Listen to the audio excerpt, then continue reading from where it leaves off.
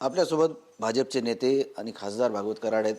भाऊ, खरं तर जिल्हा परिषदसाठी दोन्ही पक्षांनी बैठका घेतल्या, युतीची चर्चा झाली, नंतर युती घोषितही झाली. परंतु काल जेव्हा अर्ज भरण्याची तारीख होती तर दोन्ही पक्षाकडून दोघांनी उमेदवारांना बिफॉर्म दिले आणि त्याच्यामुळे कुठेतरी गोंधळ निर्माण झाला आहे. संभाजीनगर जिल्हा परिषदमध्ये युती व्हावी म्हणून 2 दिवस आम्ही बसलोत. वरिष्ठांच्या आदेशाप्रमाणे युती जाहीर केली. पण काल अगदी 2:45च्या आसपास शिवसेनेच्या माध्यमातून जवळजवळ 20 ठिकाणी बिफॉर्म देण्यात आले आणि त्यामुळे आम्ही सुद्धा एक चार ठिकाणी मी बिफॉर्म दिलेले आहेत. पण आमचे बिफॉर्म जरी दिले असले तर ते आम्ही मागं घेण्याची आमची तयारी आहे.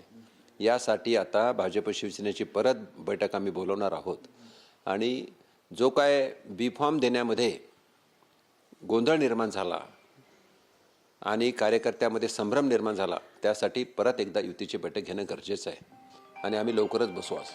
परंतु आता तुम्ही युतीची बैठक घेता आली, पण उमेदवारांना ज्या बिफॉर्म देण्यात आले त्यांची नाराजी तुम्हाला भवणार आहे ना? नाराजी भवन त्यासाठी आमच्याकडून जे 4 बिफॉर्म दिलेले आहेत आम्ही त्यांना एकाच अटीवर दिलेले आहेत. जरूरत पडली तर तुम्हाला मागं घ्यावं लागेल. कारण शिवसेनेने 2 ठिकाणी बिफॉर्म दिला असं आम्हाला कळलं आणि नंतर आमच्याकडून बिफॉर्म गेले.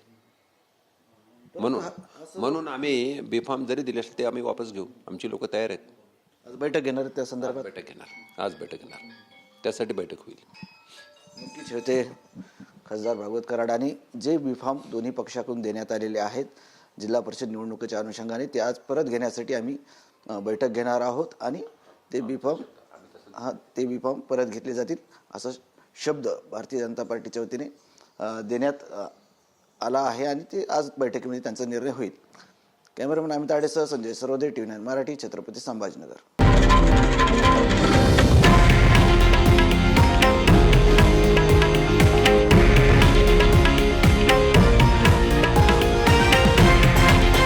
हे आहे देशातील नंबर 1 न्यूज नेटवर्क आणि आपण पाहत आहात TV9 मराठी, एकमेव.